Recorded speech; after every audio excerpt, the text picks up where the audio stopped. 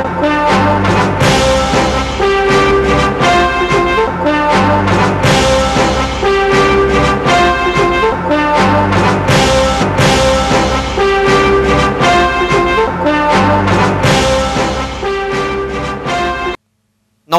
জেচিটি সংবাদ পৰিক্ৰমালৈ আপোনালোকক স্বাগতম জনাইছো বাতৰিৰ মূল অংশলৈ যোৱাৰ আগতে চাওঁ হওক আজিৰ সংবাদ শীৰ্ষত কি আছে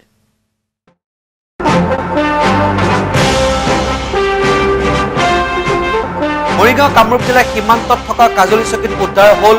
আহোম যুগৰ বৰটুপৰ গুলি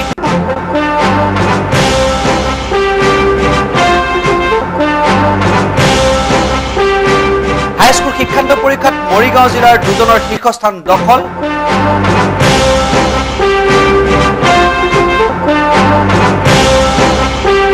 আৰু সামগ্ৰিকভাৱে জাগিৰোডৰ স্কুলসমূহে দেখুৱাইছে ভাল ফলাফল হাইস্কুল শিক্ষান্ত পৰীক্ষা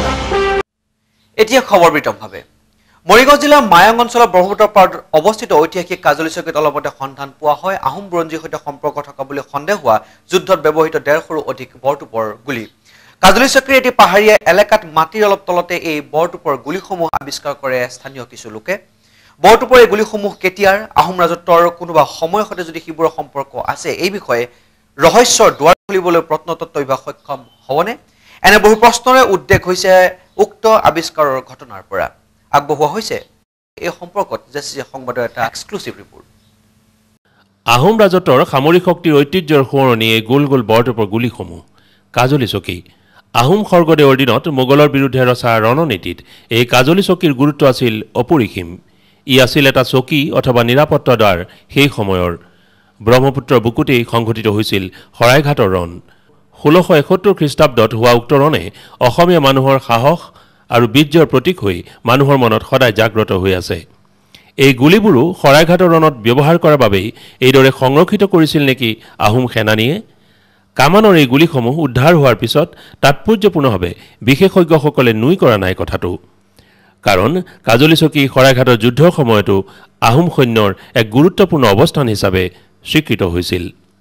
তৎকালীনভাৱে মুঠ 165টা এনে গুলি আৱিষ্কাৰ হ'লেও আৰু বহু গুলি উক্ত ঠাইত সঞ্চিত হৈ থাকিব পাৰে বুলি বিশেষজ্ঞসকলে ধাৰণা কৰিছে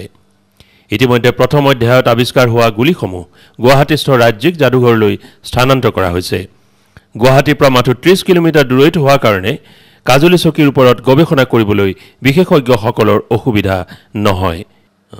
কাজলি চকীত আৱিষ্কাৰ হোৱা এই ঐতিহাসিক সম্পদৰ পৰা আহোম ৰাজত্বৰ বুৰঞ্জীৰ কেনেকুৱা ভেদ ভাঙিব পাৰে এই সম্পৰ্কে এগৰাকী স্থানীয় প্ৰত্নতাত্ত্বিক সংগ্ৰাহকে আমাক এইদৰে কয় উদ্ধাৰ হৈছে এইটো আমাৰ অসমৰ ইতিহাসৰ এখিলাপাত কিয়নো কাজলি এটা চকী আছিল আৰু আহোমৰ ৰাজত্বকালত এই কাজলি চকীটো নিৰ্মাণ কৰা হৈছিল তাতে বিভিন্ন ধৰণৰ মোগল আৰু আহোমৰ যুদ্ধ বিগ্ৰহৰ ক্ষেত্ৰত এই কাজলি চকী বা এই কাজলি গড় এই গড়ে ব্যৱহাৰ কৰা হৈছিল গতিকে ইয়াতে এই বৰটুপৰ গুলিসমূহ সেই সময়তে যুদ্ধৰ আহিলা স্বৰূপে সংগ্ৰহ কৰি ৰখা হৈছিল যেতিয়াই যেনেধৰণে প্ৰয়োজন তেনেধৰণে ব্যৱহাৰ কৰিব পৰাকৈ এতিয়া আমি এইটো উদ্ধাৰ হোৱাৰ লগে লগে ইয়াৰ স্থানীয় ৰাইজ তথা ইয়াৰ যিবিলাক সংগঠন আছে এই সংকল্প বিকাশ সংগঠনকে আদি কৰি এই সংগঠনসমূহৰ জৰিয়তে মায়ং গ্ৰাম্য সংগ্ৰহালয় আৰু গৱেষণা কেন্দ্ৰৰ জৰিয়তে তাক স্থানীয়ভাৱে সংগ্ৰহ কৰি ৰখাৰ ব্যৱস্থা কৰিছোঁ আৰু ইয়াৰ বাবে আমি প্ৰয়োজন সাপেক্ষে ষ্টেট মিউজিয়ামৰ লগতো আলোচনা কৰি ইয়াক আমি স্থানীয়ভাৱে সংগ্ৰহ কৰি ৰখাৰ কাৰণে ব্যৱস্থা গ্ৰহণ কৰিম এই বৰটুপৰ গুলিৰ অৱস্থিতিৰ কথা প্ৰত্নতাত্ত্বিকসকলৰ মনলৈকো ইমান দিনে অহা নাছিল কিয় আৰ্কিঅলজিকেল সাৰ্ভে অফ ইণ্ডিয়াৰ দৰে বিভাগে আমাৰ ইতিহাসৰ ৰহস্য ভেদ কৰিব পৰাকৈ পূৰ্ণ পৰ্যায়ত গৱেষণা কাৰ্য ব্যৱহাৰিক অৰ্থত গ্ৰহণ কৰিবলৈ মানসিকভাৱে সাজু নোহোৱাৰ অন্তৰালতো অসম বিদ্বেষী চক্ৰৰ কিবা হাত নাইতো এই প্ৰশ্নৰ উত্তৰ নিশ্চয় সময়েহে দিব এইবাৰ হাইস্কুল শিক্ষান্ত পৰীক্ষাত মৰিগাঁও জিলাৰ দুগৰাকী ছাত্ৰই ৰাজ্যখনৰ ভিতৰত স্থান লাভ কৰি জিলাখনক গৌৰৱান্বিত কৰাৰ লগতে জিলাখনৰ সৰ্বত্ৰতে আনন্দৰ বন্যা বুৱায় উল্লেখযোগ্য স্থানপ্ৰাপ্ত দুইগৰাকী ছাত্ৰক্ৰমে অষ্টদশ স্থানৰ মানৱজ্যোতি শৰ্মা আৰু 20ম স্থানপ্ৰাপ্ত মানসজ্যোতি বৰা বেচৰকাৰী মাধ্যমিক বিদ্যালয়ৰ ছাত্ৰ আছিল মৰিগাঁও জিলাতো বেচৰকাৰী বিদ্যালয়ৰ জয়যাত্ৰা অটুট থাকিল হাইস্কুল শিক্ষান্ত পৰীক্ষাৰ ফলাফলৰ তালিকাত চৰাইবাহীস্থিত শংকৰদেৱ বিদ্যানিকেতনৰ ছাত্ৰ মানৱজ্যোতি শৰ্মাই অষ্টাদশ আৰু মৰিগাঁওস্থিত শংকৰদেৱ বিদ্যানিকেতনৰ ছাত্ৰ মানসজ্যোতি বৰাই 20ম স্থান লাভ কৰি এইবাৰৰ শিক্ষান্ত পৰীক্ষাৰ তালিকাত জিলাখনৰ নাম আলোকিত কৰিবলৈ সক্ষম হোৱাৰ খবৰ পোৱা মাত্ৰকে স্বাভাৱিকতে জিলাখনৰ সমূহ ৰাইজৰ মনবোৰ আলোকিত হৈ পৰে চৰাইবাহীৰ অৰুণ চন্দ্ৰ শৰ্মা আৰু বীণা শৰ্মাৰ পুত্ৰ মানৱজ্যোতি শৰ্মাই মুঠ 548 নম্বৰ পোৱাৰ উপৰিও সমাজবিদ্যা বিষয়ত 99% নম্বৰ পাই ৰাজ্যখনৰ ভিতৰতে সৰ্বোচ্চ নম্বৰ পোৱাৰ গৌৰৱ অৰ্জন কৰে ইফালে মৰিগাঁৱৰ ঘনবৰা আৰু লনিবৰাৰ পুত্ৰ মানৱে মুঠ 546 নম্বৰ পাই ফলাফলৰ তালিকাত স্থান লাভ কৰিবলৈ সক্ষম হয় জেচিচি সংবাদৰ সৈতে হোৱা আছুতীয়া সাক্ষাৎকাৰত কৃতি ছাত্ৰ দুগৰাকীয়ে তেওঁলোকৰ পৰীক্ষা প্ৰস্তুতি সম্পৰ্কে এইদৰে জনায় এই প্ৰিপাৰেশ্যন কৰিবৰ কাৰণে মই টেষ্টৰ আগত কম সময়কৈ পঢ়িছোঁ টেষ্টৰ পিছত 5-6 ঘণ্টামানকৈ পঢ়িছিলোঁ মোৰ আচাৰ্যসকল মোৰ পিতৃ মাতৃসকলে মোক সদায় সহায় কৰি আছিলে তেওঁলোকে ঘৰলৈ আহি পেলাই মোৰ যিবোৰ নোৱাৰা আছিলে সেইবোৰ শিকাই দি গৈছিলে টেষ্টৰ আগত 4-5 ঘণ্টাকৈ দৈনিক পঢ়িছিলোঁ আৰু টেষ্টৰ পিছত দিনটো পঢ়িছিলোঁ গোটেই দিনটো মই ৰাতি বিশেষকৈ পঢ়া নাছিলোঁ আৰু যিখিনি পঢ়িছিলোঁ খৰচি মাৰি পঢ়িছিলোঁ আৰু কোনো নোট ব্যৱহাৰ কৰা নাছিলোঁ ঘৰতে কষ্ট কৰি আচাৰ্যই যি দিছিল তাৰ লগত নিজে মিক্স কৰি নোটবিলাক বনাই পেলাই মই তেনেকৈ পঢ়িছিলোঁ জাগিৰোড অঞ্চলৰ চৰকাৰী আৰু বেচৰকাৰী পৰ্যায়ৰ প্ৰায়কেইখন বিদ্যালয়ে ৰাজ্যিক তথা কেন্দ্ৰীয় 2 স্তৰৰ হাইস্কুল শিক্ষান্ত পৰীক্ষাত আশানুৰূপ ফল প্ৰদৰ্শন কৰিবলৈ সক্ষম হৈছে কেন্দ্ৰীয় বিদ্যালয়ৰ লগতে স্থানীয় ইংৰাজী একাডেমীৰ ছাত্ৰ-ছাত্ৰীসকলেও এবাৰ প্ৰথমবাৰৰ বাবে CBSE শিক্ষান্ত পৰীক্ষাত অৱতীৰ্ণ হৈছিল আগবঢ়োৱা হৈছে অঞ্চলটোৰ মাধ্যমিক শিক্ষান্ত পৰীক্ষাৰ ফলাফলৰ ওপৰত যুগুতোৱা এটা বিশেষ ৰিপৰ্ট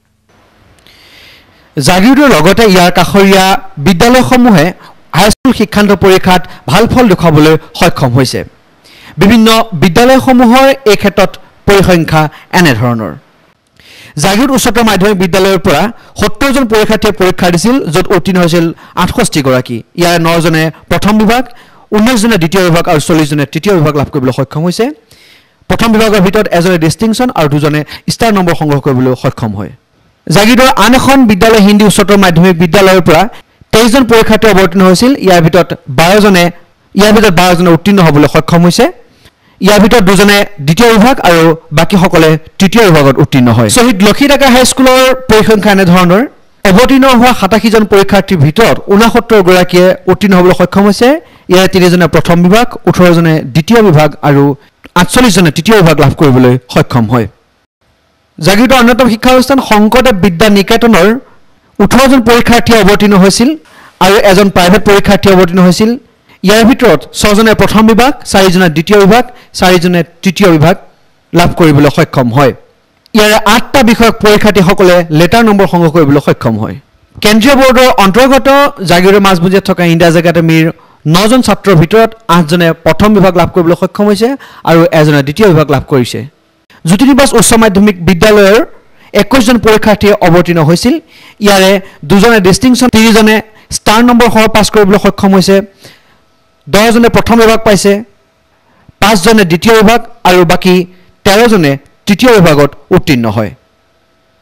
ৰাষ্ট্ৰীয় গ্ৰাম্য স্বাস্থ্য মিছন চমুকৈ NRHM মৰ অধীনত যোৱা দেওবাৰে জাগিৰোডৰ সমীপৰ মায়াং উচ্চতৰ মাধ্যমিক বিদ্যালয় খেলপথাৰত অনুষ্ঠিত হয় এখনি স্বাস্থ্য মেলাৰ জিলা স্বাস্থ্য সমিতিৰ সহযোগত অনুষ্ঠিত উক্ত স্বাস্থ্য মেলাখনিত প্ৰায় 2000 ৰোগীৰ স্বাস্থ্য পৰীক্ষা কৰোৱা হয় সৰ্বমুঠ 18 জন চিকিৎসকে অংশগ্ৰহণ কৰা উক্ত স্বাস্থ্য মেলাত এক্স-ৰে আল্ট্ৰাসাউণ্ড আল্ট্ৰাছনোগ্ৰাফি টিবি HIV আদিৰ বাবেও পৰীক্ষা নিৰীক্ষা কৰোৱা হয় পৰীক্ষাৰ অন্তত বিনামূলীয়াকৈ ঔষধ বিতৰণৰো ব্যৱস্থা কৰা হয় স্বাস্থ্য মেলাখনৰ জৰিয়তে মায়ঙকে ধৰি কাষৰীয়া 10খনৰো অধিক গ্ৰামাঞ্চলৰ ৰাইজ উপস্থিত আছিল মহিলাসকলৰ ওপৰত চলি থকা বিভিন্ন শাৰীৰিক মানসিক আদি অত্যাচাৰৰ প্ৰতি মহিলাসকলক সজাগ কৰাৰ উদ্দেশ্যৰে আইন সম্পৰ্কীয় দুখন সভা অনুষ্ঠিত হয় জাগি ভকতগাঁও আৰু টুপাতলিত মৰিগাঁও জিলা আইন সেৱা প্ৰাধিকৰণৰ সৌজন্যত আৰু জাগি ভকতগাঁও আঞ্চলিক ছাত্ৰ সন্থাৰ সহযোগত যোৱা 30 মেত জাগি ভকতগাঁও সমূহীয়া ভৱনত আইন সজাগতা সম্পৰ্কত এখনি সভা অনুষ্ঠিত হৈ যায় মৰিগাঁও জিলা আইন প্ৰাধিকৰণৰ সচিব তথা অতিৰিক্ত সত্ৰ ন্যায়াধীশ শ্ৰী সুঠাম দাসৰ পৌৰহিত্যত অনুষ্ঠিত সভাখনিত মৰিগাঁও উকিল সন্থাৰ অধিবক্তা শ্ৰী পূৰ্ণেন্দু বিকাশ দে শ্ৰী হলিৰাম ডেকা আৰু উমেশ চন্দ্ৰ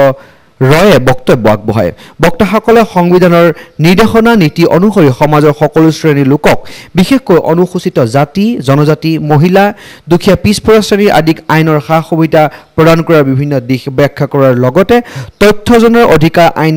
এনৰেগা ঘৰুৱা হিংসা মহিলা নিৰ্যাতন আদিৰ ওপৰত আৰক্ষী থানা ন্যায়ালয় আদি ল'ব লগা ব্যৱস্থাসমূহৰ বিষয়ে বক্তব্য আগবঢ়ায় সভাত সঠিক আইনৰ জৰিয়তে সৰ্বসাধাৰণে পাব লগা ন্যায়ৰ বিষয়েও ৰাইজক অৱগত কৰোৱা হয়। শতাধিক ৰাইজ উপস্থিত থকা উক্ত সভাখনিত জাগিৰোড থানাৰ চক্ৰ পৰিদৰ্শক শ্ৰী কমল চন্দ্ৰ দাস আৰু ভাৰপ্ৰাপ্ত বিষয়া শ্ৰী ধনীৰাম বৰাও উপস্থিত থাকে। উল্লেখযোগ্য যে উপস্থিত ৰাইজৰ তৰফৰ পৰা মায়ং ব্লকৰ অগ্ৰগামী উন্নয়ন সন্থাৰ সাধাৰণ সম্পাদিকা শ্ৰীমতী গীতা দেউৰীয়ে মহিলা নিৰ্যাতনৰ ক্ষেত্ৰত বিভিন্ন প্ৰশ্ন অৱতাৰণা কৰি একাংশ আৰক্ষী বিষয়াৰ পৰা নিৰ্যাতিতসকলে সঠিক তদন্ত নোপোৱা তথা আৰক্ষী ল'ব লগা কাৰ্যব্যৱস্থাৰ ওপৰত অভিযোগ উত্থাপন কৰে। উল্লেখযোগ্য যে জাগিৰোডৰ সমীপৰ টোপাতলিতো অলপতে এনে এখন সজাগতা সভা অনুষ্ঠিত হৈছিল। অহা 28 আৰু 29 আগষ্টত জাগিৰোড মহাবিদ্যালয় জাগিৰোড শাখা সাহিত্য সভাৰ সহযোগত বিশ্ববিদ্যালয় অনুদান আয়োগৰ সৌজন্যত আয়োজন কৰিছে এখনি ৰাষ্ট্ৰীয় আলোচনা চক্ৰৰ। বিশ্ববিদ্যালয় মহাবিদ্যালয় শিক্ষক গৱেষকৰ লগতে পৰ্যটন উদ্যোগৰ বহু বিশিষ্ট ব্যক্তি তথা স্বেচ্ছাসেৱী অনুষ্ঠানৰ প্ৰতিনিধিয়ে অংশগ্ৰহণ কৰিবলগীয়া এই ৰাষ্ট্ৰীয় পৰ্যায়ৰ আলোচনা চক্ৰখনিৰ মূল বিষয় হ'ল উত্তৰ পূৰ্বাঞ্চলৰ পৰ্যটন ব্যৱস্থাৰ সংস্কাৰ আৰু বিকাশৰ দিশ নিৰ্ণয়। আলোচনা চক্ৰখনে সুচাৰুৰূপে আয়োজন কৰাৰ উদ্দেশ্যে ইতিমধ্যে অধ্যাপক দীপকজ্যোতি বৰুৱাৰ আহ্বায়ক আৰু অধ্যাপক এন আলিক সমন্বয়ক হিচাপে লৈ এখনি আয়োজক সমিতিও গঠন কৰা হৈছে। অহা 10 জুন তাৰিখে সদৌ অসম ছাত্ৰ সন্থাৰ উদ্যোগত জাগিৰোড উচ্চতৰ মাধ্যমিক বিদ্যালয় খেলপথাৰত কেন্দ্ৰীয় ছাত্ৰ সংহতি দিৱসটি দিনজোৰা কাৰ্যসূচীৰে পালন কৰা হ'ব। উক্ত দিৱসত উপস্থিত থাকিব সদৌ অসম ছাত্ৰ সন্থাৰ উপদেষ্টা ডক্টৰ সমুজ্জ্বল কুমাৰ ভট্টাচাৰ্য, সভাপতি শংকৰ প্ৰসাদ ৰায়, সাধাৰণ সম্পাদক তপন কুমাৰ গগৈ। লগতে উপস্থিত থাকিব অসমৰ জনগোষ্ঠীয় ছাত্ৰ সংগঠনৰ সমূহ নেতৃবৃন্দ। সেয়ে সমূহ জাগিৰোডবাসীৰ ৰাইজৰ উপস্থিতি তথা সহায় সহযোগিতা কামনা কৰিছে উদ্যোক্তা মণ্ডলীয়ে। আজি ৰেলৱে উচ্চতৰ মাধ্যমিক বিদ্যালয়ত তিৱা অট'নমাছ কাউন্সিলৰ অনুদানেৰে ৱাটাৰ ছাপ্লাই আঁচনিখনৰ শুভোদ্বোধন কৰে কাৰ্যবাহী সদস্য শ্ৰী শান্তু বৰদলৈদেৱে। লগতে দুখীয়া ছাত্ৰ ছাত্ৰীসকলৰ মাজত চাইকেল, জোতা আৰু ছাতি আদিও প্ৰদান কৰা হয়। উক্ত সভাখনিত উপস্থিত থকা অন্যান্য ব্যক্তিসমূহৰ ভিতৰত আছিল নন্দলাল উপাধ্যায়, দেওশাল গাঁও পঞ্চায়তৰ সভাপতি সমীৰ দাস আৰু কাৰ্যবাহী সদস্য অজিত তামুলী। ক্ৰীড়া জগতত সমৰ কৌশলৰ শিক্ষাৰূপে খ্যাত চাইনিজ কুংফুৰ প্ৰতি নৱচামক আকৰ্ষিত কৰাৰ উদ্দেশ্যৰে অলপতে আমচৈত অনুষ্ঠিত হয় সদৌ অসম ভিত্তিত এখনি চাইনিজ কুংফু প্ৰতিযোগিতাৰ। প্ৰায় 7খন জিলাৰ পৰা অহা 1.5 শতাধিক খেলুৱৈ অংশগ্ৰহণ কৰা উক্ত প্ৰতিযোগিতাত স্থানীয় কেইবাজনো প্ৰাক্তন খেলুৱৈকো সম্বৰ্ধনা জ্ঞাপন কৰা হয়।